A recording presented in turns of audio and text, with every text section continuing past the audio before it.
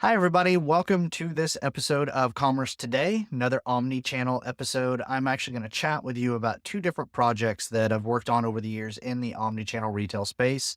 Both are for farm and home retailers. One is a company called Rural King. The other one is a company called Family Farm and Home.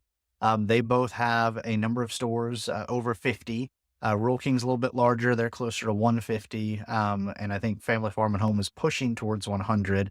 They're in slightly different geographies in the Midwest, but otherwise pretty similar companies. And wanted to dive in, talk about buy online, pickup in store, curbside pickup, ship to store, ship from store, vendor ship to store, all these different fun solutions, and even a little bit of React and the headless talk. I'm going to dive right in. Worked with Rural King first. They actually were one of the first very large omni-channel retail projects that I worked on about 10 years ago. We got an interesting start with them. We actually started on their purely digital side. They were selling firearms online and they needed help ensuring they were compliant with the ATF regulations around that. And that's a whole other podcast episode, but real quick, just in case I scared anybody out there, selling firearms online isn't as scary as it sounds. Basically, in order to sell a firearm online, you're only allowed to release that firearm to a federal firearms licensee that is licensed to sell guns. So basically, Rural King would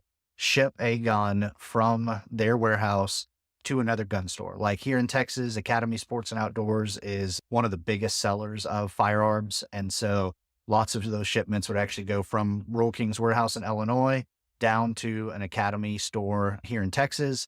Then the buyer would go to that store, would complete all the regular steps, background checks, and other things that you would complete, just like you'd walked into the store to buy the firearm. And only then would Academy release the firearm to the customer. With that, though, did you know that the ATF actually has a database that they update out on an FTP server every night of everyone in the United States that legally can sell you a firearm? So we would have to pull that list and use that to make sure that only those individuals were the individuals that these guns were being transferred to. So got to start there. And then they realized that obviously there was a big opportunity in buy online, pickup in store. So we built out a buy online, pickup in store solution for them. They actually were using an ERP from Epicor, not P21, which is probably what you're thinking of, but something much older than P21 called Epicor Eagle. And Eagle uses flat files, but not quite flat files. It's a very old system. And typically the way you interact with it and exchange data with it, there's not really an API. You are transferring these files and it's actually the character positioning in the files, not delimiters, but literally just is this character in row 1, 2, 3, 4, or 5. That is how it would basically interpret the data you were trying to send to it. So not the easiest system to integrate with, but we built out an integration so that we could pull store inventory into the website. And that was one of the first really big hurdles on that project is over 100 stores, over 100,000 SKUs per store. Oh, we want to make sure that someone doesn't try to buy something for buy online, pickup in store that just was sold in the store and is sold out now. We need to update this data at least every 15 minutes. So you can do the math there on the millions of combinations of SKU inventory price updates we were having to do. And especially working on e-commerce platforms about 10 years ago, we didn't have some of the solutions that we have today. So that was a fun, challenging project. We were able to get it to that level of updating. And that's where we launched with was every 15 minutes. I know now the technology's gotten to where it can be near real-time updates. So that was their buy online, pickup in store solution. We launched that. Probably the biggest challenges we had with that beyond those inventory updates was just the getting the stores on board and making sure that everyone was trained up and educated on it. Obviously, dealing with over 100 stores, over 100 store managers, over 100 assistant store managers, hundreds and hundreds of store employees. They're going to be using the system. That's where their team, they had some very innovative individuals working for them back then. And they did some interesting things, for instance, around light poles, where there would be red, yellow, green light that would light up over the customer service desk or in different areas around the store. Green basically meaning, hey, you have online orders to pick. Yellow meaning you have online orders to pick and they're about to be past due, or you're about to miss your time window in which you're committed to picking those orders. And then red meaning, hey, you have past due orders. And we just learned from that and other things we rolled out into the stores what really helped the stores stay on top of those orders. Probably the biggest thing that I don't think anyone had planned on or thought about until after it went live was we had a few stores where they had just some amazing rock star employees, and they figured out different tricks and hacks and approaches to how they were pulling the orders, how they were monitoring for orders that we hadn't thought of, that the Rural King team hadn't thought of, and that the store managers hadn't thought of. And so we started going to the stores, meeting with those people, learning from them, and actually setting up so that they could share their knowledge with all the other stores. And so often that's the case that I see that there's a lot of institutional knowledge within these stores that's down at the entry level and isn't getting communicated up to store management and especially not chain wide management. So definitely encourage you, if you are an omnichannel retailer, find a way to unearth those best practices that your own team is creating and distribute those. And don't write off someone's opinion because they're just a cashier. A lot of those cashiers have a better understanding of how this system works than you probably do. So definitely take the time to talk with them, learn from them, and share their knowledge. So that's Rural King. Probably the other most interesting thing there was vendor ship to store. So they had multiple warehouses. So we did a ship to store solution where you could place an order online that wouldn't be available for pickup same day, but it would be based on when the trucks that Rural King already had going from their warehouses to their stores, when those were running. And so if there was a product that was in the warehouse, they could drop it on one of those trucks, basically no additional charge. Truck's already making the trip, get it to the store, and you could pick it up there. And this was great with really bulky, especially like farm equipment, fencing, things like that. People didn't want to pay, obviously, to ship that from a warehouse or from another store. So they were able to get it on the Rural King trucks to the store, and then the customer could just take their own truck to go pick it up. Then we realized, hey, they have hundreds of special order catalogs, and it was still a very manual process. Go talk to the one or two people in the store that even know how to place a special order with that vendor, go through the catalog, fill out a paper form, that sort of thing. And then the customer experience on the backside of that, where trying to find out when is it going to arrive? Is it here yet? It's not trackable. Like, it just wasn't the best experience. That's where I said, hey, why don't we take this ship to store model and let's roll it out to the vendors as well. So we took all those special order products, we got them on the website, we got it to where people could just place an order on the website. It would be routed out to the vendor via EDI or an API.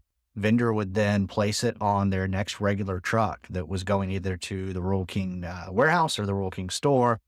When it arrived in the store, it would then generate the same kind of pickup notification a normal curbside order would generate. And there you go. And so that actually made it a completely automatic process, an online/digital process, and it made it trackable, which that was probably the biggest boon to, especially to the stores and the customers, is you're no longer guessing. You're no longer surprised when all of a sudden we said it's going to be 3 to 6 weeks. Hey, surprise, your order's here in 2 weeks, but now you have to go borrow somebody's truck to go pick it up. All that stuff. We were able to integrate it to where the moment that vendor said, hey, this item is on a truck going to the Rural King warehouse or going to the Rural King store, we could expose that information to the customer so they would have the same trackability, just like it was being shipped with UPS.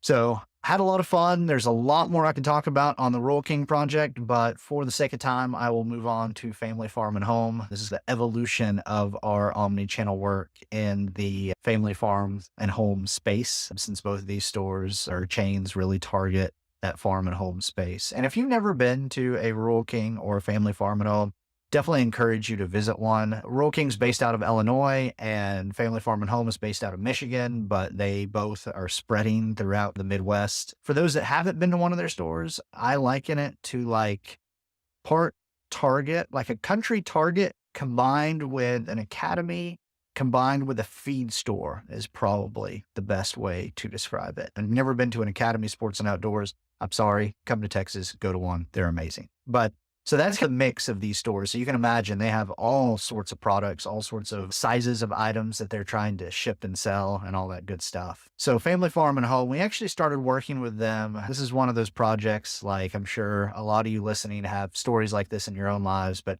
we started working together in February 2020 because they thought, hey, people being able to buy online and pick up in store might be important.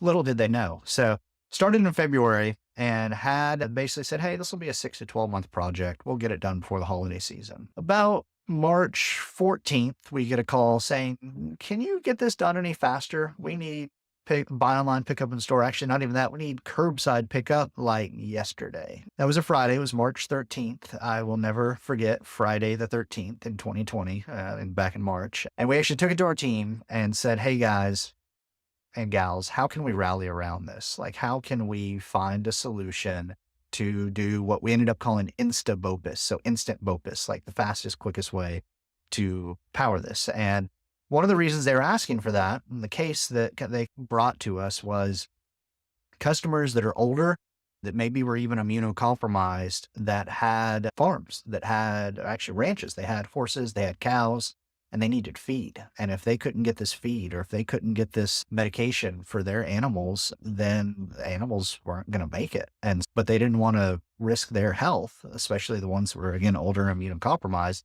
They didn't want to risk their health. And in some states like Michigan, they weren't allowed to. So they were faced with the situation of these animals are going to starve if we don't have a solution. And before that, I'd always told my team nothing to do is life and death. But apparently the pandemic changed some of that. We actually were able, within about the space of a week, to roll out a buy online, pick up in store solution. And the way we did it so fast was we said, okay, what are the most critical products? What are the products that people are calling the stores for? What are the products that are, in some cases, pretty much life and death? Let's focus on just enabling those products, and let's do just a very basic experience. But people were so happy to be able to have that curbside experience to pick up those items that they so desperately needed.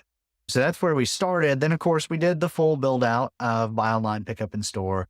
And the fun part of that project is pretty soon after we get it live, the order management system that they had selected was EOL'd. It was shut down. And they were given, I think, about a year's notice to, or not even a year, to find a new order management solution. And so that was the piece that was really the source of truth for inventory. It was pulling inventory out of, they also used Epicor. So it was pulling inventory out of Epicor Eagle.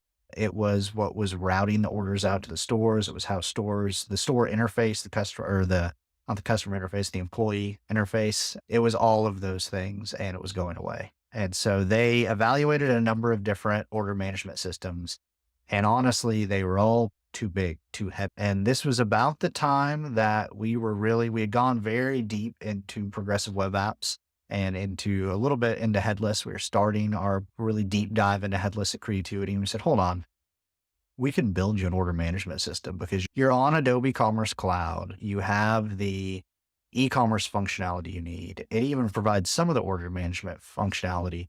There's just this tiny piece that it doesn't do. And we basically posed a composable solution before anyone was selling composable solutions or calling it that, where we built out a React headless, very lightweight order management system that filled those gaps that order management system was going away, filled. So we built that out, and then that has been working very well ever since. It's given us the flexibility and the ability to respond to the store's feedback and to really tailor the interface to make it super fast and easy to use. There were a lot of frustrations, like just little frustrations. For instance, one frustration with the old order management system was lots of times somebody would buy literally 70 bags of mulch or 50 bags of feed, and the tablet interface for the old order management system, you had to tap each time to say that you had picked that. So if there were 99 items, you tapped 99 times. Once it was a headless system that we were in control of, we were able to just have a button where you could still tap, or you could just say, I picked all, and not have to tap 99 times. So little solutions like that, by taking it out of this SaaS-based order management system and building it in a composable headless manner, we're able to solve a lot of frustrations like that. It wasn't very surprising then when a couple of years later, they came to us and said, hey, we love everything you've built for us. We're also struggling with the spring rush, that basically in the springtime, we get so many people coming to our stores. We don't have enough cash registers, especially we do pop-ups in the parking lot around the garden center. You might have seen like Home Depot do things like this, and we don't have enough cash registers, but we're spending all this money to run power and Ethernet out into the parking lot to set up cash registers that we're only using for a month out of every year. There has to be a better solution. So took that back to the team, did some brainstorming, and came up with a mobile point of sale system. And again, built this a lot like the order management system. It's React based, it's composable and headless. And so now they have a solution where they have all of the features and functionality of their Adobe Commerce online experience on a tablet that cashiers, or not even cashiers, any employee can use to check out a customer, to look up order status, to look up rewards. They have a rewards program, so you can look up the customer's rewards data. You do really anything you might need to do while interacting with a customer. And they were able to deploy those out into these garden center pop-ups so that they weren't having to make this huge investment in additional hardware. This is just the hardware that their store employees already were using. So that was probably the most interesting omni-channel project we have worked on yet. I'm sure that some of y'all are going to have even more interesting ones, but really being able to bring the web experience, the digital experience into literally the parking lot to help those customers and to help those store employees be able to serve those customers faster. That was a really cool project. Hopefully, between these two different projects, I've given you some things to think about. If you're an omnichannel retailer, different ways you can improve the customer experience, the customer journey through this omnichannel integration of your website and your store experience. Definitely, the biggest misconception I see is it's expensive and only for the biggest stores. We have worked with a store with 3 locations. We could deploy these solutions for a store with even 1 location. There's definitely also some options and tech stacks out there that scale down really well to just a few stores. There's also these solutions that scale into the hundreds and thousands of stores. It's really doesn't have to be as big and complex, especially if you already have a good e-commerce platform. As we did with Family Farm and Home, you might not even need to buy any other technology. You might already have everything you need. You just need someone that can put it together in the right way to help you make the most out of it, and provide the best omni-channel experience. So that's it for this week's episode of Commerce Today. If you have any questions or would like to be a guest on an episode, please find me on LinkedIn. My name is Joshua Warren. You'll find a Creativity Gold background behind my head, and that's how you'll know it's me and not the 20 other Joshua Warrens on LinkedIn. Also, I do free e-commerce problem solving sessions. You can click the book an appointment link on my LinkedIn profile, book one of those for free, and we can chat through your omni-channel, B2B, or other e-commerce questions.